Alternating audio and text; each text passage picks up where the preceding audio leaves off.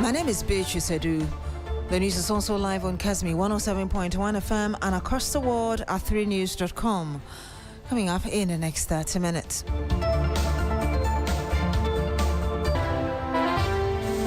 President John Mahama leads a nationwide cleanup campaign and declares the 2 days set aside for the exercise are not enough to tackle the country's sanitation challenges.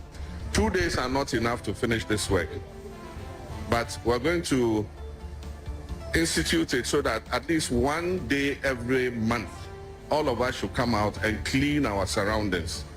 That is what our traditional values were about. We'll bring you live updates from across the country. Also, lawyer for former Buffer Stock CEO Godfrey Dame withdraws application seeking to compel Attorney General to produce his client.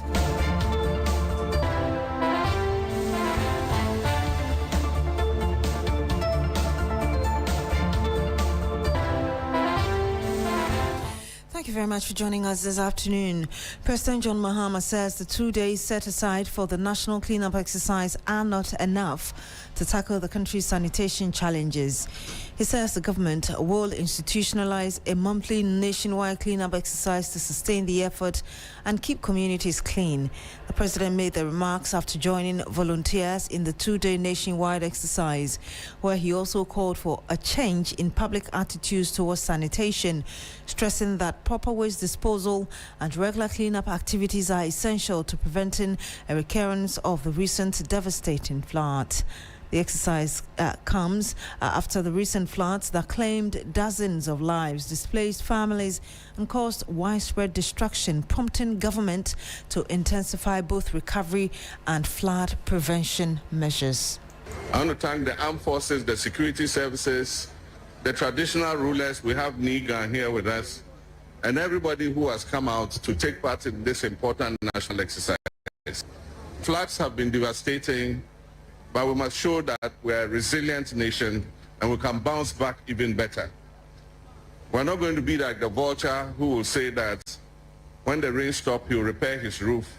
And when the rain stops, he says, oh, but it's not raining, so there's no need to repair it. And so we have to clear the drains. We've just worked this Alajo drain. It's part of the Odo stream. And there are two problems in it. There's silt, and then there's also plastics and household waste. You find in a drain like this, there are engine blocks. People discard an engine block and throw it in the drain. Old furniture, dining tables, everything you can find in that drain. And so, one, we must change our attitudes and stop the reckless dumping of things into the drains. The drains are not garbage instruments. If you want to dispose of something, you know how to dispose of it. We have skip trucks that leave containers all over the city. Just go and throw your garbage into the skip, and the truck will come and pick it and take it where it has to take it. 2 days are not enough to finish this work, but we're going to institute it so that at least 1 day every month, all of us should come out and clean our surroundings. That is what our traditional values were about. We're taught to keep a clean environment. But when we all leave our hometowns and we come, because of the anonymity of urbanization, we think that nobody watches us, so we dump those values and we live in filth. We must change that attitude. I'm also asking the Minister of Finance, he's already released 150 million to help with flood mitigation. That is the dredging of the streams and all that. And so the military will continue that exercise even after we have finished this 2-day cleanup. We also have to get specialized machines like backhoes to take the silt that we have taken out of the drains and put them in a dump truck or a tipper truck to take them away. And so we're going to get some more.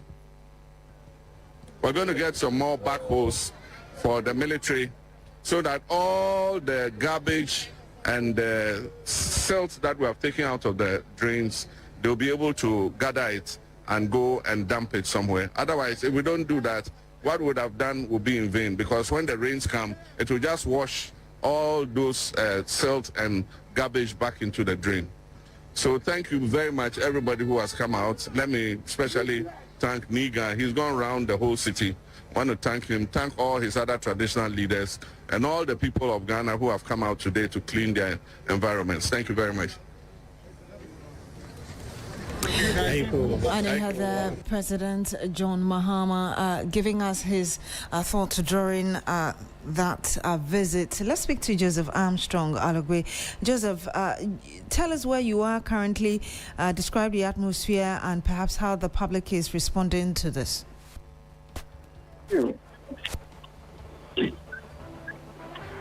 Hello? Armstrong, we can hear you. Armstrong, please go ahead. Can you hear me? Armstrong, we can hear you. Please go ahead. Well, so this morning I've been moving from one location to the other. So currently around the Adabaka area where the exercise is still ongoing. Earlier I was at Aladu where the president also visited and also instructed that all debris along the drains be removed and cleared before the end of tomorrow. And then later I moved to the Madina market area where you see the Madina Gata, if you know, is heavily tilted. But as I speak to you, when you get to Madina, they've managed to clean all the sand that until today was stuck in the gutters, cleared completely. And you see people are actually complying. But at Madina, we are told 9 people have been arrested for failing to comply with the president's directives, and they've been given a spot fine. Failure to pay will mean that Monday will face the law court, and then the next sanction is given to the Beatrice. All right. Now, beyond, all right, we'll have to end it here with you. Thank you very much, Joseph Armstrong. But beyond the cleanup exercise, there were also some concerns raised by residents there. Let's listen to the local government minister who spoke. The President Mahama in 2015 brought the idea that let's establish waste transfer stations in some of the strategic areas. So when the people bring them there, then you sort them, recycle send the plastic to the recycling plant, send the compost to the compost plant, then the residual you give it to a long articulated track that will take it from the Greater Accra region and send it to Eastern region or Central region. That was the idea President Mahama brought in 2015. But for some time we stopped using it. So today and tomorrow, as we are doing this, if not that we are opening all the 6 transfer stations in the country, you will see that we'll sweep and there will be nowhere to send them. So you heard me yesterday, I said that the president had to go and re-engage. The national security also had to step in. So as I'm speaking to you, all the transfer stations have been activated. People are sending some to Nima, Achimbota, Abukobi, Teshi, Malam, and that is the way to go. But thank you very much. Let's speak to Sarah Penko, who is my colleague as well on the field for us. Sarah, please tell us where you are, what you can tell us. Thank you, Kameni. Currently, I'm at the Motorway Abattoir, where the storm drain is currently being dredged by the Tema West Municipal Assembly. A couple of officials are here as well with some military, fire, NADMO officials from almost all the security agencies. We've been to a couple of places, the Tesco Market, which is one of the places that got heavily flooded during the rains, where a lot of exercise is being done. Almost everyone came out in their numbers. The market women to engage in the exercise. We've been to the 18, almost every area around the 18 junction where a lot of the traders have also come out. We noticed that most of the shops are closed, an indication that everyone is concerned and want to be part of the exercise. Apart from food vendors who, some of them came to join the exercise, but 1 or 2 people are left to sell food to consumers out there. So in the Tema West constituency, as we speak, the exercise is going on smoothly. We also noticed that a lot of the drains have been covered by business owners to create more space for their business spaces, and they've been asked to make way for it to be broken and cleared so that the drains could be desilted to ensure a free flow of water. So here in Tema West, currently as we speak, I'm at the Motorway Abattoir where the storm drain is being dredged. A lot of sand is being pulled out to ensure that there is free flow of water in case of any heavy rains again. Sarah, and this is Beatrice. I want you to hold on as we listen to the residents, and then I'll come back very quickly for us to conclude our conversation.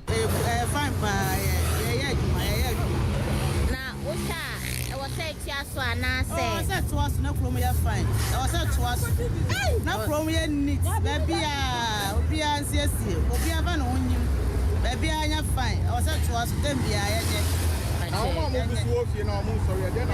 also back. Also, almost some levity or more. Was any idea who Jim and soon a fire, you know. Stop at. And soon a fire, you know. It was so bad in who Jim. Diane, I hear you, man. Mamma, but to us. I showed it. Within the answer, I will walk before I I may not a human on the same. The money is fine, because Yana was say one and I wouldn't have rap or so because it's one a year and Papa couldn't have found far one than Yamasi because the best man for baby I know back and now none of it. It was saying I have one up and I have to do Yang Jai. See a palm to buy a slow, where they are slow, and we are saying with a prayer. What's it? Mumbai appointment to Wahamaya. Now, but the bed raffles now, that hot to produce and a bay and means and because I had no good bad. And I started to yes, I showed it. A presentation shop. May I say? And Sarah, we just heard there some residents obviously excited about the exercise, but what are officials saying as regards how they intend to make this sustainable moving forward?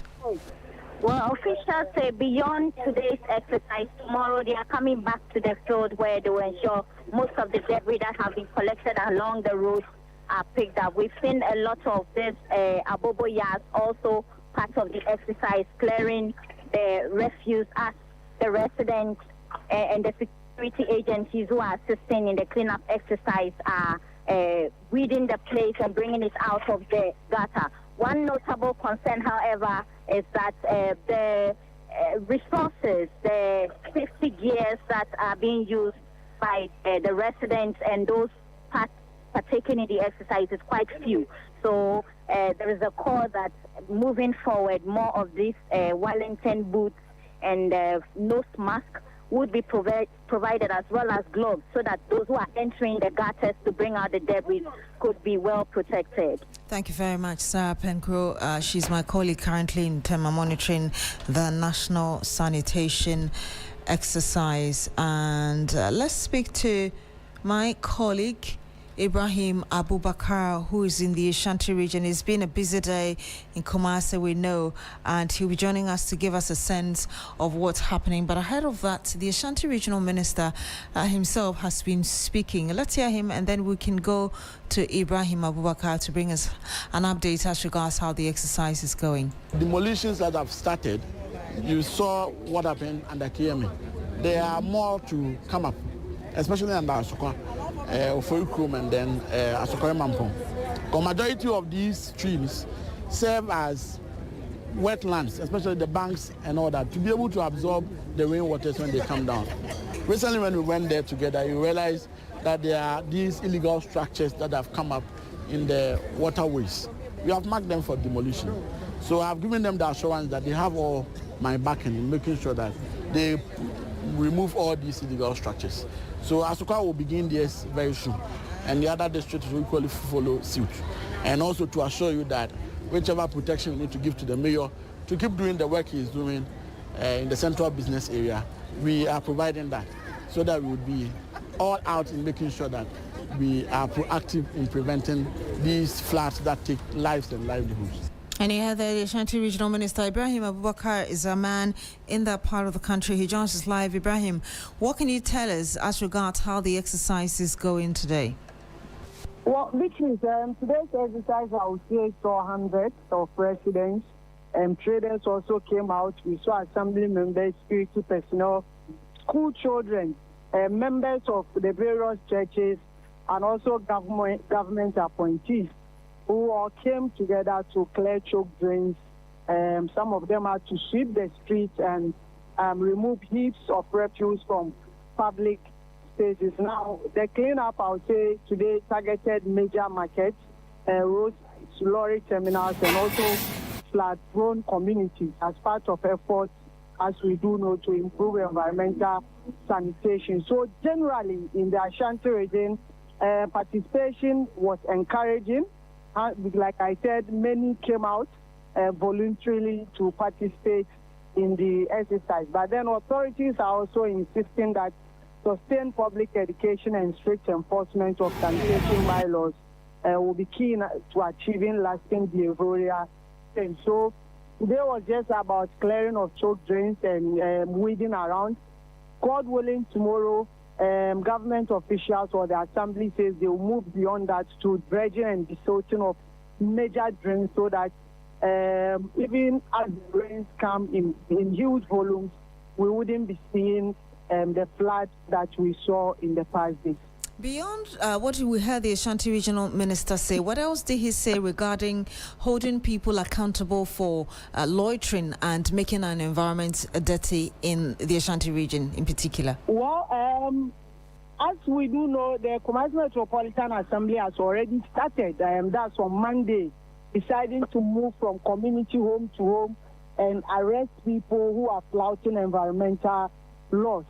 And other assemblies also will emulate it because this is a directive by the Regional Coordinating Council as part of efforts to ensure the region is devoid of filth. So now the assemblies are moving beyond just the education to enforcement by arresting and prosecuting people who flout the sanitation laws. Like we even mentioned yesterday, even in Kumasi alone, 12 people were arrested. All of them were fined between 1,000 to 1,500 instantly, and those who couldn't pay had to go to jail for the next 10 days. So these are efforts that the assemblies are also bringing on board to make sure that beyond just the education, they also begin with enforcement exercise to make sure people are put on their toes to improve their surroundings.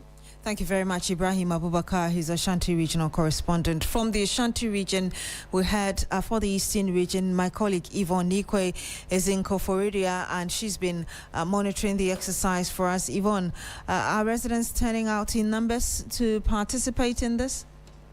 Well, Beatrice, residents have turned out, but most of the people we're seeing are the security agencies who are leading today's exercise, as we're seeing across the country as a whole.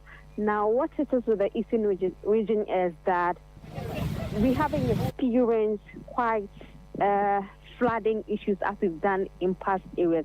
But for that China Mall issue that had a number of residents in that area being affected. And so that is just a structural issue that authorities have ensured that they do construct the drain. Again, the gutters get choked, and so this particular exercise will be one of the important ones, apart from the proactive measures of draining the big drains to ensure that the water that flows up from the Capital Mountain down to Koforidua and Co will not cause much flooding as they have experienced across the region in time past. Thank you very much, Yvonne Nikwe, for bringing us that update from Koforidua in the Eastern region. Back here in Accra, the Vice President, Professor Nana Jinopukwajiman, has also charged traders and residents of Nungwa to constantly keep the environment clean to avoid floods and the outbreak of diseases. She was speaking when she joined the people there to clean on the first day of the National General Cleanup Exercise in Accra.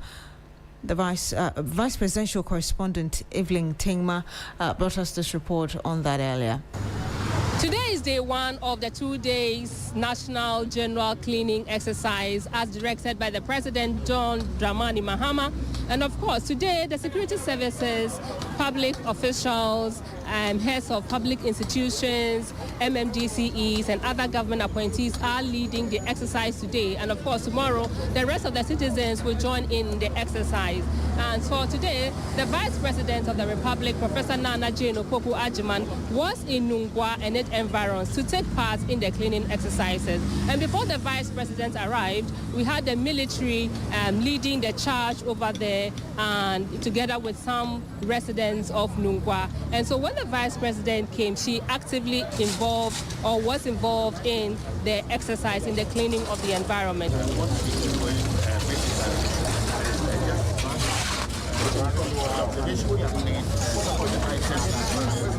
We are here because something has gone wrong. We know that nature will do its own thing. But sometimes we also contribute negatively. There are times where, sometimes even the person who suffers may not necessarily have been the one who caused the damage. When we throw garbage into our drains, maybe that is the reason why somebody's house is finally flooded, because we are blocking the water from taking its natural course. So this would be a wake-up call to all of us. We all know the right things. We don't need any sermon. We know. Let's do the right things. She was not happy to see the place in such a manner, especially when there was a heap of refuse that had been left over there. The challenge we're also having is with the SIP and the frequency with which Zoom Lion, the managers of the escape container sites, the frequency with which they collect the waste from the site. That's also a challenge. So what does it mean? That you need more, you need less? What the assembly does to augment, like I've said, is to use our drip machines to support the evacuation. We also have a skip track. We use it also to support the evacuation. So how long do you think it will take to get rid of? This one by Sunday. Wow, what's today? Today we should have collected. The problem is also because of the cleanup and the extra waste generated. Within the course of the day, I doubt we'll be able to. But like I said from the beginning, we have this more so because we started the cleaning from Wednesday. Yes. So it means that if I come Sunday evening, the place will be certainly clean. Yes. You said Sunday? Yes, by Sunday. That is what happened at Nungwa markets and environs. So from there, the vice president came to the seat of government, where we had government appointees, ministers, also leading the staff here at the Flagstaff House to do the cleanup exercises. There are lots of things at the Flagstaff House that is not meant for show, or meant for the public. This one, it's important that we do it this way because it's been declared, so that we show that leadership is starting from home. So for me, this one in particular is very important. The vice president also took part in the exercise here also, and she was happy that such an exercise was being done, and she encouraged them to keep up the good work and to ensure that the environments are kept clean all the time. So from there, she went to Bema Camp. Of course, she is the chair of the Ghana Armed Forces Council, and so she went there. Bema Camp, as we all know, is generally clean. So she didn't have much to do. She only drove through the place to see how things are done over there. But actually, we didn't see anybody cleaning. Of course, the environment itself was clean. So she couldn't even get down from the car. She only drove through the vicinity of the Bema camp, and then later she ended her tour over there. And so generally, that has been the activity of the vice president concerning this particular exercise for today. And tomorrow we are expecting everyone to take part in the exercise. Evelyn Tema, my colleague with the Vice President, bring us an update as regards what happened. Well, the Member of Parliament for Ayawaso West Wuogon, John Domelo, who is also Deputy Minister for Agriculture, equally partook in the exercise today. Let's hear him. I can see that you are trying to clear the stretch, but is it the only place you've been to? No, fortunately, there are so many spots that we need to clean, but it's between today and tomorrow. So we have Granaria Shashi, there's Joel, there's Tessano, there's Roman Ridge, there's Bangladeshi, there's Westland, there is Tessano. Heading a little bit into Alad, but that side of it's also my side. And so I'll be moving from place to place. This morning I started, this is like the second place I've moved from, the third place to help them to clean up. But most importantly, what they've been able to remove from the drains is what we are concerned about. We'll help them to clear it up and then properly dispose of it. So that's what we are doing this morning. Right. I must commend the head of this, Beds and Beds, for personally coming out to also help out in this community service, presidential community service. I always say that literally we create the mess, and so if you're in your house and in front of your home or your house is not clean, then you should probably ask yourself questions. But if everyone is supposed to clean in front of their home, that means that whole street will be clean. And if that whole street is ready, it will definitely go a long way to help improve the sanitation situation. And so, if for some reason today and tomorrow you can't be able to go, you can do it Sunday, Monday, or Tuesday. Just clean in front of your house, and then also report those neighbors who are very recalcitrant, who don't want to lift a finger or who don't want to clean, because it doesn't make sense if everybody from the beginning of the road cleans and then it's not the last house and the place is full. So let's call out those neighbors and let's make sure that we clean our communities. All right. And you had there John Tomelo. He's a member of parliament for the Ayawaso West Wogun. Let's speak to George Quainin, who is equally in Accra. George, tell us where you are, how the exercise is going. George Quainin, if you can hear me, tell us which part of Accra you currently are, what's going on there. Thank you so much. So I'm currently at the Tema Main Market, and there's been an inspection with the Tema Mayor, and the relations are crazy, I must say, because whatever is going on here at the market, they are illegalities, they are perpetuating legalities, they are building on waterways, they are building in trains, they are converting people to office spaces among other connections. And so most of these repercussions of the rainfalls are as a result of human action. I'm sorry, we lost George Quainin there, but he was bringing us an update. You can trust that we'll bring you all the updates you need to know in the course of today and tomorrow on this exercise. In other news, lawyers of the former CEO of the National Food Buffer Stock Company Limited, Hanan Abdul Wahab Diba, led by Godfred Yeboadame, have withdrawn the application for habeas corpus seeking to compel the Attorney General to produce their clients in court. This follows Hanan's release from BNI custody on Wednesday evening. The court noted that the lawyers withdrew the application on Thursday. The ex-NAFCO CEO was released from custody upon his arrest on Saturday, July 4, the Accra International Airport, as he embarked on a trip to the UK. He had been granted permission by the High Court to travel to seek medical attention. The AG, however, blocked his travel after alleging that Hanan had attempted to empty his frozen bank account using fraudulent means. Hanan's lawyers have denied the allegations and dared the Attorney General to produce evidence of the claims. Meanwhile, the AG has filed an application at the High Court urging the court to revoke the leave granted the ex-NAFCO to travel. NAFCO boss to travel. Now, Ghanaians are being strongly warned against consuming dead animals, including chickens that drowned in the floods. Experts say eating such animals could unleash deadly diseases, fueling outbreaks like bird flu, Ebola, and other life-threatening infections. Beatrice Adu has the rest of the story.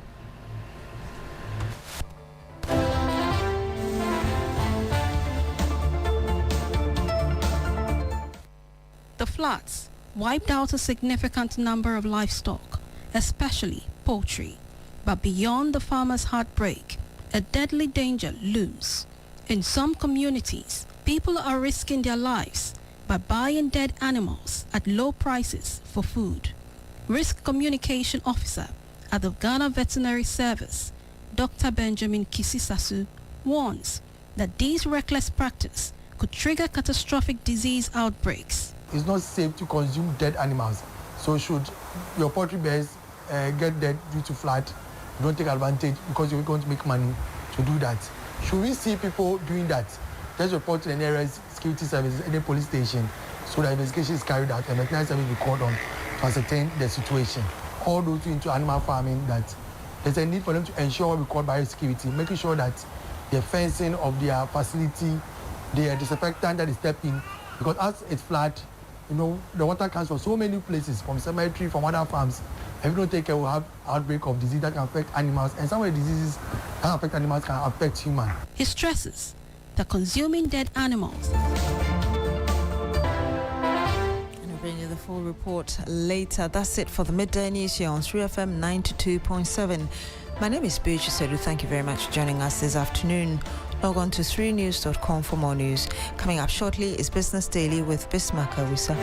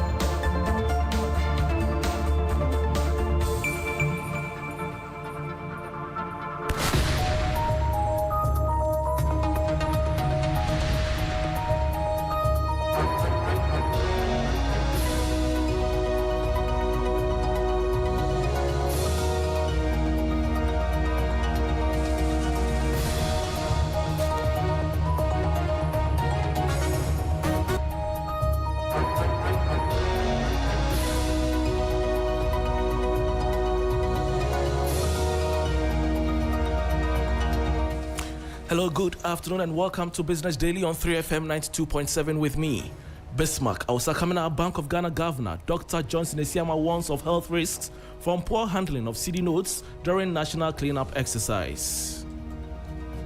Be always clean, because research has shown that there tends to be bacteria on the banknotes.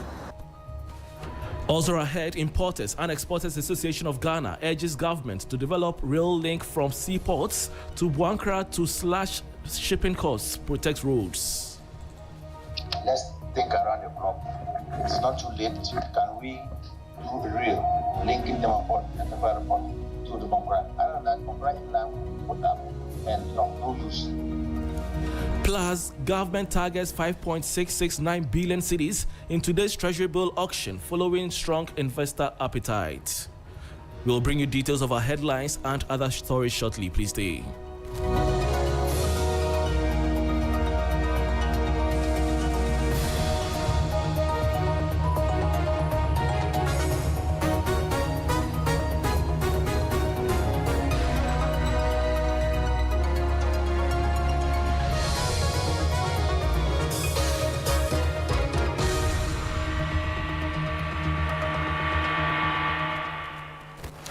We start off with today marking National Cleanup Exercise, and Governor of the Bank of Ghana, Dr. Johnson Esiama, says the improper handling of CD notes can pose a risk to public health, as banknotes may carry harmful bacteria when passed from person to person.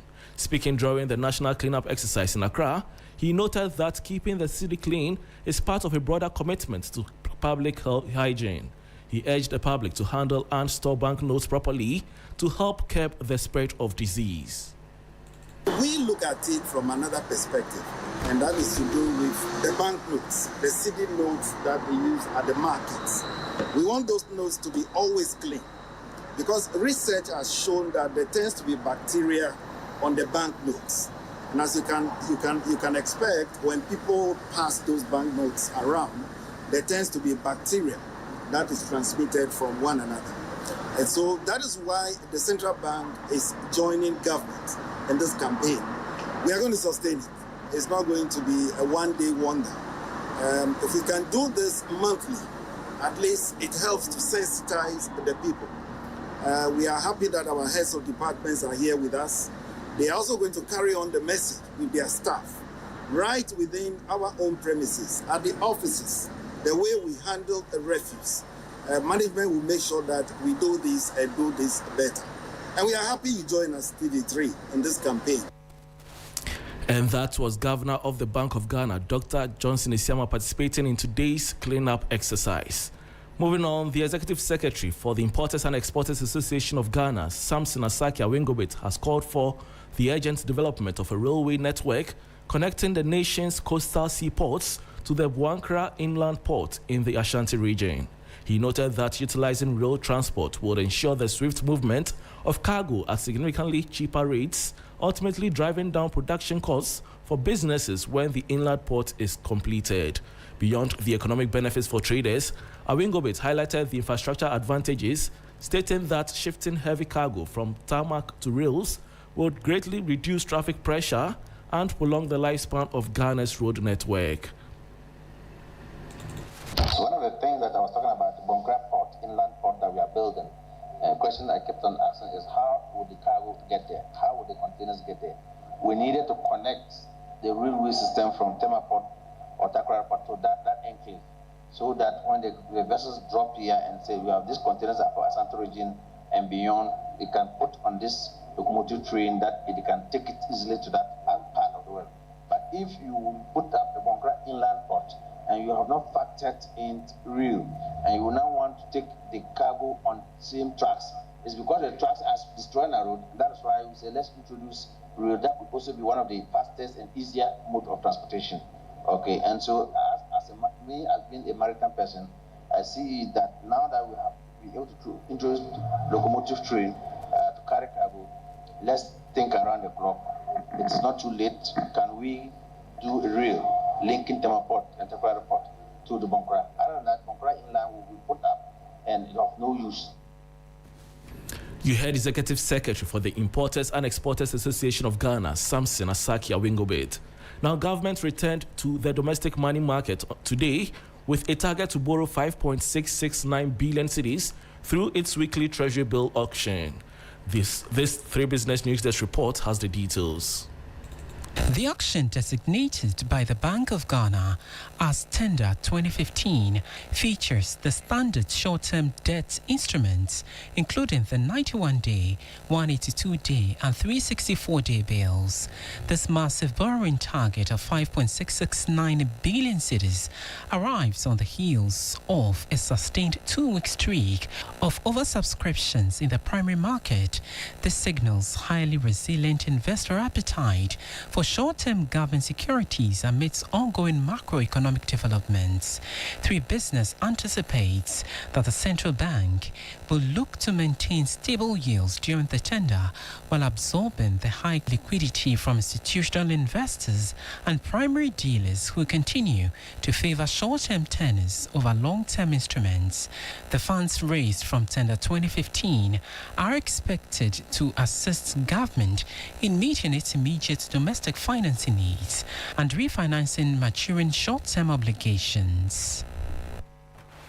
And that was a 3 Business News Desk report on government targeting 5.669 billion cedis in today's Treasury Bill auction following stronger investor appetite. This is still Business Daily on 3FM 92.7 with me, Bismarck. I'll start some other stories. Chief Executive of the Chamber of Oil Marketing Companies, COMAC, Dr. Rivesinopon, has warned that highly dependent net importing nations like Ghana will inevitably feel the negative economic shockwaves of a collapsing Middle East ceasefire. Speaking on the sudden surge in global crude prices triggered by external geopolitical rhetoric, Dr. Opon expressed that the severe level of uncertainty has upended standard industry forecasting models. The warning follows a turbulent pricing window that has already threatened to push oil prices up toward the $80 to $85 per barrel threshold. The level of uncertainty is huge. Today, if you talk to petroleum economists, reservoir engineers who are simulating, forecasting revenues, you can tell that even the P10 and P90 scenarios now are not even working.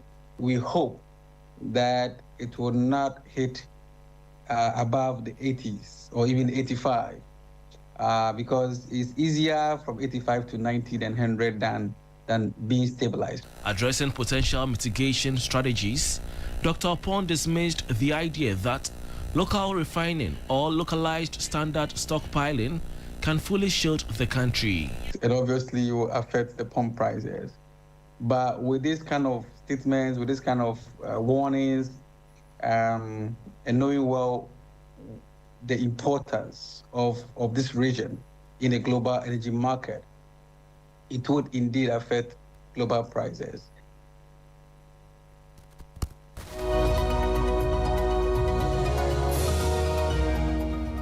And that was a report on COMAC CEO Dr. Rivesinopon warning global fluctuation threatens Ghana's pump prices as Middle East ceasefire collapses. And that brings us to the end of Business Daily on 3FM 92.7 with me, Bismarck. Also, for more business stories, please check out our website 3news.com. Thanks for your company.